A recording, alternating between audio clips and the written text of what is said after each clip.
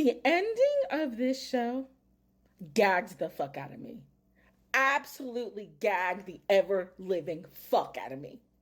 And that's pretty hard to do. So, I would love to start with the ending right now.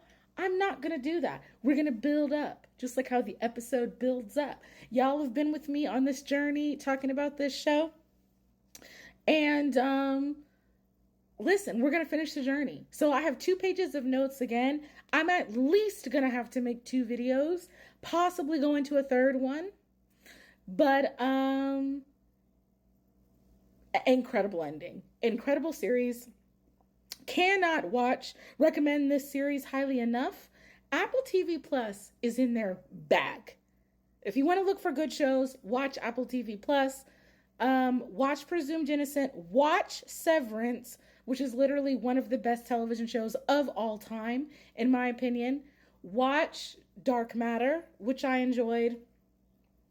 Watch, I think it's called Servant. I haven't finished that, but I am watching that, and that's really good as well. And then also watch, I think it's called like The Last Thing He Told Me, which I haven't finished watching that either, but that is really good also.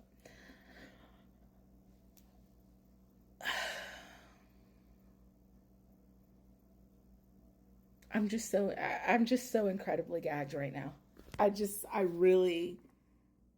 can't even, okay. So I'm moving the camera over here because I got to go to my notes, child.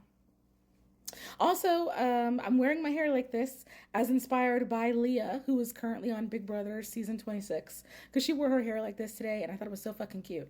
So I did my hair like this. So that's why my hair is like this. I almost can't even go to my notes because I'm so fucking gagged, y'all. So, all right. So the end of the last episode, the fire poker showed up at Tommy's house with a note saying, "Go fuck yourself." So Tommy and Nico bring that to a meeting in chambers with Judge Little with Rusty, Maya, Raymond. Judge offers a mistrial again.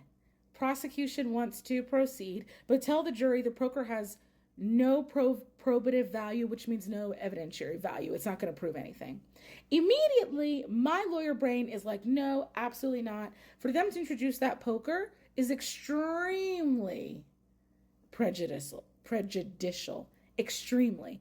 Because if the jury is already thinking that Rusty did this, something in his favor is that there's no murder weapon. Now all of a sudden, here's the murder weapon. You know that he's been to her house, so he had access to the poker. So, no, absolutely not. And then you have to take into the account the fact that the night of the day that Rusty was cross-examined by Tommy, all of a sudden this poker shows up at Tommy's house with a note saying, "Go fuck yourself," which you could easily picture Rusty saying to Tommy, no. And then Rusty is saying, well, it could create reasonable doubt. No, I actually don't think it will. So that's when you know right there, Rusty's not thinking clearly. So at home, Rusty is having this conversation with Barbara, and he lets her know that he knows that that's the right poker because he recognized it because it has a chip in the handle. And he actually used that poker to make a fire at Carolyn's place once. And so he actually was thankful that it didn't have his prints on it because he's used it. So several people, well, not several people, but I know at least one person has commented on one of my videos that they thought the killer was Barbara. And I considered that, and then I just kind of like briefly dismissed it because I was like, there is absolutely no way that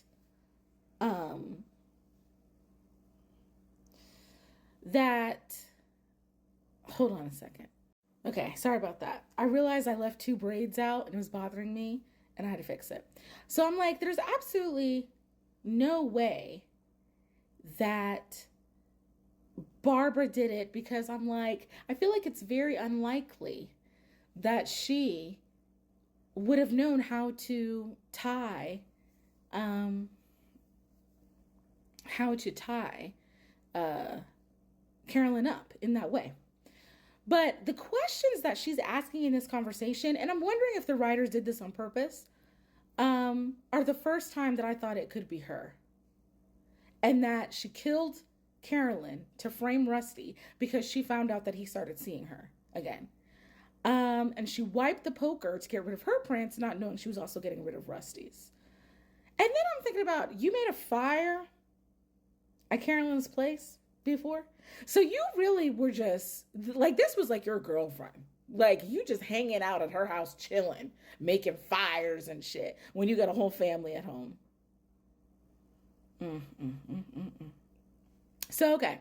So then at trial, Carolyn ordered Chinese food. They show this receipt of her getting food delivered at 8:55 p.m. And so the defense expert says her stomach was empty when she died. So for her stomach to be empty, she would have had to have died at least 4 hours after she ate. So this was actually interesting to me because I order food a lot. And so they're saying 8:55. The defense expert starts the 4-hour window at 9 because she's saying she likely died between 1 and 3 a.m.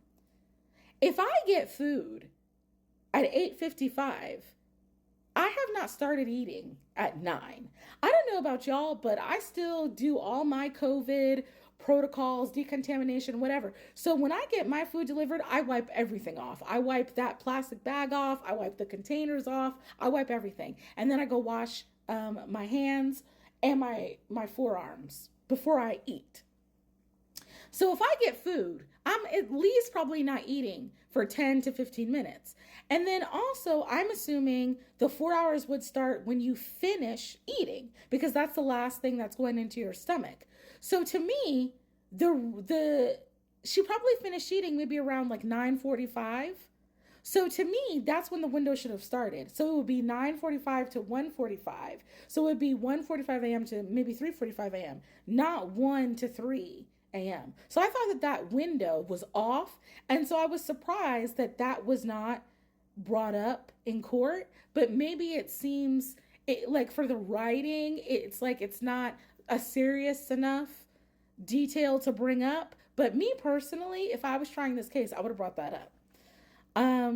Actually, no, I wouldn't have, because the medical examiner, he gave, I think he said that the time of death was 10. So if you say 1:45 to 3:45 a.m., you're actually even further off. Never mind. Okay, so, but also it's like, how do you know she didn't get her food? Then maybe somebody called her. So maybe she just didn't start eating until like 30 minutes after she got her food, which would push the time back even further. So there's no way to know when she started eating. So Tommy on cross, he suggests, like, how do you know she even ate the food at all? Maybe she didn't eat it, which is, that to me made no sense. She ordered the food, she ate the food. And then the defense expert says there was a half empty container of Chinese food in her refrigerator. And she was there by herself, most likely, when she got the food. So, Tommy on cross, he's like, you cannot say with a medical certainty or even a likelihood that she ate this food. And I would have pushed back as the witness. I would have been like, well, it's actually pretty likely that she ate some food because of, as I said, the half empty container in the refrigerator. Tommy also in his cross says, well, you get paid. Your sole career is that you're a defense expert witness. And if you don't say something that works for the defense, you don't get hired or you don't get paid. Well, she has to give a consultation. She has to look at the file to say what her opinion would be. And I'm sure her consultations are not free. So I would have said that as well, because she's going to get paid something. She's just not going to get paid as much. I'm already almost at 10 minutes. So this is part 1. Come back for part 2.